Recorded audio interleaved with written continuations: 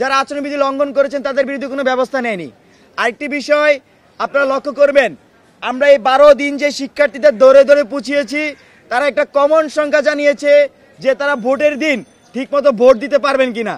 কারণ যে নির্বাচনের আমাদের যে কেন্দ্রগুলো বেশিরভাগ কেন্দ্রই শিক্ষার্থীদের অনুকূলে না।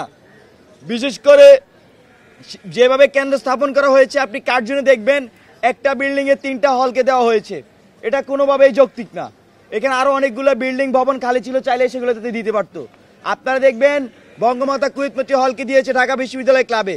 আপনারা দেখবেন যে হলপাড়া হলগুলো দিয়েছে উদয়নে। আপনারা দেখবেন শামসুন্নাহর হলকে দেওয়া হয়েছে ইউলাইব স্কুলে। মানে উল্টাপাল্টা করে দিয়েছে যাতে শিক্ষার্থীরা ভোটে অংশগ্রহণ করতে না পারে।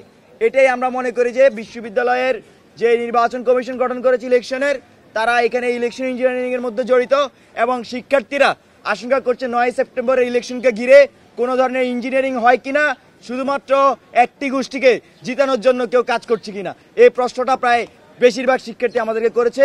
আমাদেরকে তারা বলেছে যে আপনারা ইলেকশনের দিন সজাগ থাকবেন, কারণ এই ক্যাম্পাসকে আমরা দেখেছি কিভাবে কুক্ষিগত করে ফেলেছে ছাত্রলীগ। নতুন করে কেউ কুক্ষিগত করে কিনা এই নজরদারি আপনারা রাখবেন।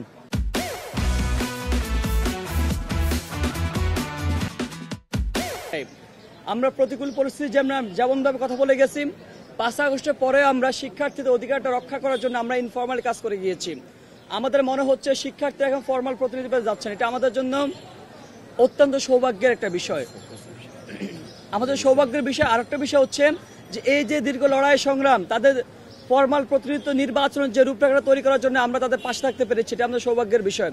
প্রিয় উপস্থিতি, আপনারা জানেন ডাকসু নির্বাচনের দিনক্ষণ সবকিছু ঠিক হয়েছে, প্রচারণার দিন তারিখ ঠিক হয়েছে। গত বেশ কয়েকদিন যাবৎ আমরা প্রচারণা করেছি, বিভিন্ন প্রার্থীগণ প্রচারণা করেছেন, বিশ্ববিদ্যালয় নির্বাচন কমিশন প্রচারণা কিছু আচরণবিধি সেট করে দিয়েছেন। আমরা আমাদের জায়গা থেকে সর্বোচ্চ চেষ্টা করেছি বিশ্ববিদ্যালয়ের বেঁধে দেওয়া আচরণবিধি সেগুলা মান্য করে প্রচারণা চালানো।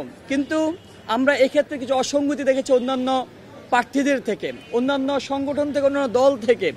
সেটা যদি আমি এক এক করে বলি, প্রথম কথা হচ্ছে নির্বাচন কমিশনের বেঁধে দেওয়া আচরণবিধি ছাত্র দলের জিএস পদপ্রার্থী তিনি ব্রেক করেছেন। কিন্তু আমরা দেখেছি নির্বাচন কমিশন কারোর সাথে আলাপ আলোচনা না করে কিন্তু তারা মনোনয়নপত্র উত্তোলনের দিন বাড়িয়েছেন।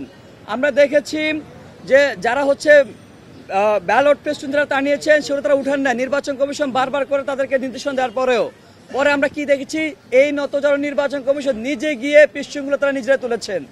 আমরা এমন আহামুখী কাজ করবার নির্বাচন কমিশন থেকে আমরা দেখেছি।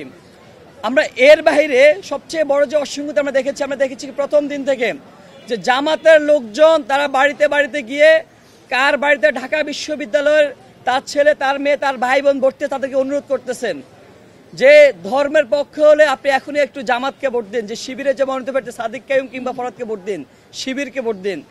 আমরা দেখেছি জামাত কিংবা শিবির তাদের প্রতিষ্ঠানগুলোকে কিভাবে কাজে লাগিয়ে শিক্ষার্থীকে ইনফ্লুয়েন্স করতেছে। আমরা দেখেছি ফোকাসকে কিভাবে কাজে লাগিয়ে প্রায় 3700 শিক্ষার্থীদের মিলনমেলা তারা তৈরি করতেছেন।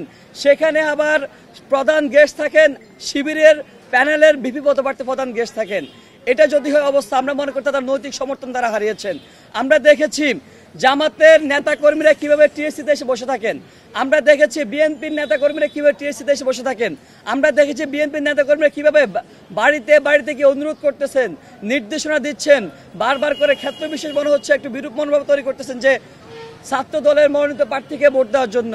আমরা মনে করতেছি এটা স্পষ্টতভাবে আচরণবিধি লঙ্ঘন এবং নৈতিক সমর্থন তারা হারিয়েছেন।